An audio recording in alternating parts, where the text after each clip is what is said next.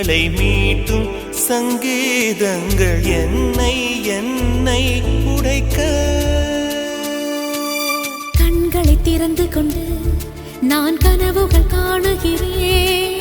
கண்களை மூடிக்கொண்டு நான் காட்சிகள் தேடுகிறேன். உன் பொன்விரல் தொடுகையிலே நான் பூவாய் மாறுகிறேன். பூமியில் நாம் வாழும் காலம் தோறும் உண்மையில் என் ஜீவன்